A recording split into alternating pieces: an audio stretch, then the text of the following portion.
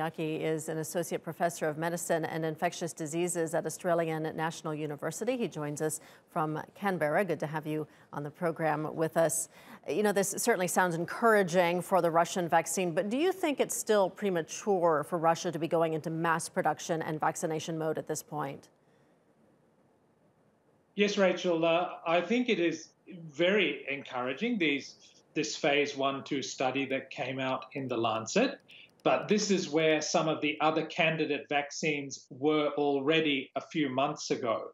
And though it's good, and though the vaccine study showed that there was good immunity induced in the people who received the vaccine, it does need to go into these phase 3 studies, which is where you take large numbers of people, so tens of thousands of people, give half the vaccine, give half something else, and see if the vaccine works or not in an environment where COVID-19 is present. Now, about 8 of those candidate vaccines are in those phase 3 studies, and I understand that the Sputnik-V vaccine will go into a similar study with about 40,000 people. So what could potentially happen in this stage 3 trial, or what could potentially go wrong? Well, the reason we need the phase 3 trial, because it's all very well early on in small numbers of healthy people to give a jab of vaccine and say, oh, look, you've got a very good or high antibody level, but we don't really know if that means that the vaccine works or not. That's why you need to give the vaccine into large numbers of people in an environment where the virus is spreading. Then you will actually see if those numbers mean anything and if the vaccine works. And if you're giving it in large numbers of people, you can also look for rare or uncommon side effects that you wouldn't have seen with the small studies. So they're really important, these phase 3 studies, Rachel.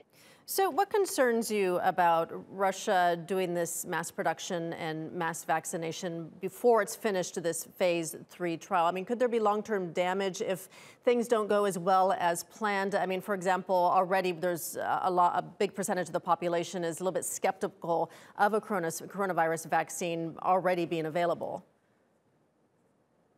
Well, that's right. I think one thing we've generally been good at as a planet in recent decades is immunization.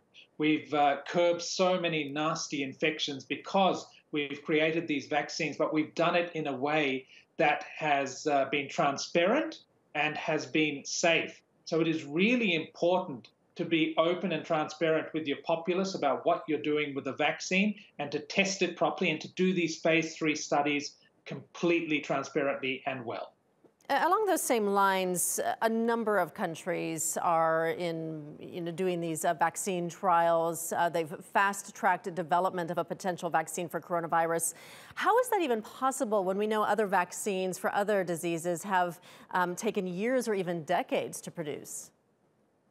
Yeah, look, it's amazing, and kudos to all those vaccine makers around the world, because prior to this, the fastest vaccine that we ever got from start to finish was the mumps vaccine, which took 4 years. So we're definitely going to be there before then.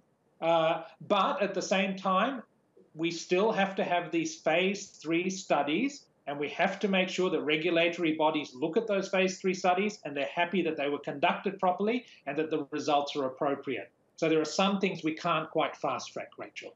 Yeah, certainly. Everyone is hoping for a successful outcome, but no one wants to skip any steps there. Sanjaya Senanayake, thank you so much for your time today.